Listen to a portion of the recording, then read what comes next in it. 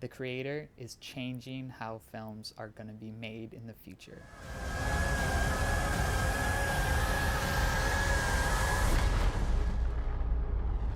But before we get started, please like this video, subscribe to the channel, and hit the notification bell so that you never miss a video. Welcome to my review of The Creator, sci-fi epic film. Amazing visuals, amazing cinematography, which is honestly not a surprise considering who the cinematographer was. Beautiful VFX work, great directing, and a really unique and exciting story.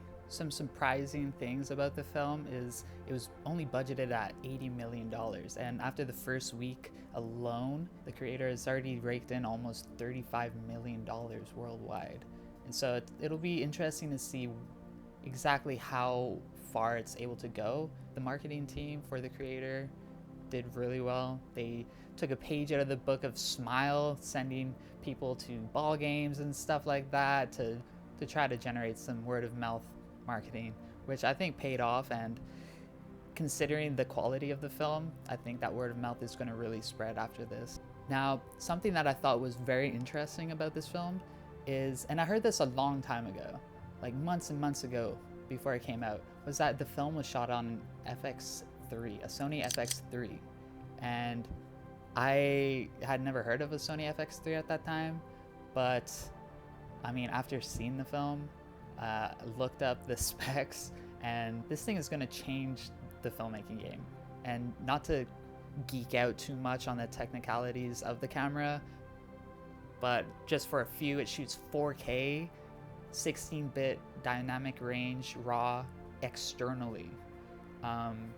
That's pretty exciting to see a film of this caliber using those specs, and specs that are super attainable. Like a buddy of mine from here has that camera, so in theory we could go and shoot the raw images for the creator.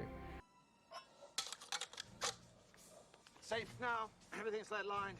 The dynamic range isn't quite as heavy duty as, say, an Alexa Mini, but it did well, and they played into its strengths and weaknesses to bring about what I think is probably the best outcome that could have been for this film. They really leaned into the dark and the shadows, and I thought it was great. It was very moody and really beautiful color choices. Colors were more muted, and it was just a really nice overall aesthetic for the film. So all that being said, there must be some flaws, right? Why don't you just shut up? Every film has a flaw, especially today in our culture. There are a few, and here they are. There are spoilers ahead, so if you haven't seen it, maybe pause for now, go watch it, and come back and finish the video. Everybody calm down! The film portrays not only Americans to be power-hungry, ruthlessly destructive in their pursuit of enacting revenge, which of course if you watch the film, you'll see that it was the Americans' own technical error that caused the calamity they were enacting revenge for, but it also seeks to blur the line between the nature of humanity and machines, which is interesting.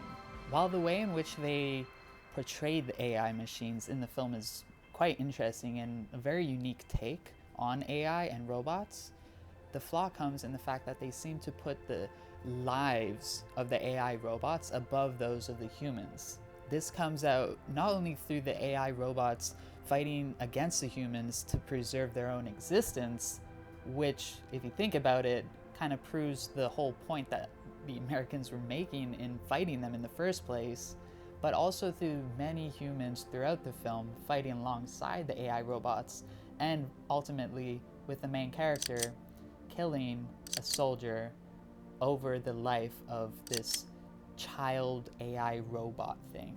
Now, this is all a bit heady, but I think it's worth reflecting on considering our culture's current persistence in dismantling the inherent value of human nature.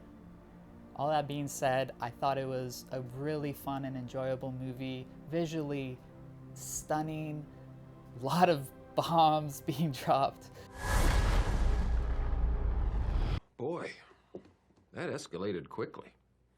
But really stunning film, and I'll most likely go and watch it again. So if that's worth anything to you, if you like this video, please consider subscribing to the channel.